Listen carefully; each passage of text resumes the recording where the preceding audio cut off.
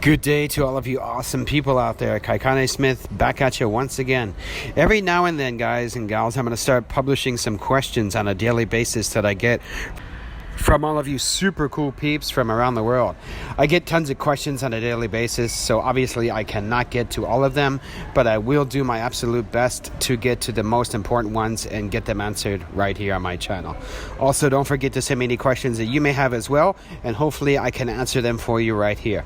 So here we go with today's question. This one is from Darren out of Miami, Florida. Darren says, Kaikane, I'm a 22-year-old handsome guy who has just graduated uni here in Miami, majoring in criminal justice. I thought that I wanted to get into law enforcement right after uni. However, after reading your book and watching your vids over and over, I am beginning to have a change of mind. I really believe that I can excel in this career of teaching English abroad if I stick to it and stay focused. I am a bit worried though about having no experience whatsoever in teaching English in any aspect. Do you have any advice for me, Kaikane, as to how I can get started in my possible future career as an English instructor abroad, such as perhaps in Japan, which is your favorite place, and make tons of money? Okay, Darren, first of all, thanks for getting my book and watching the vids. I know they are brief and to the point, but that's the way it should be in order to prevent everyone from getting bored, but just long enough to get the overlooked basic points across to the masses, of course.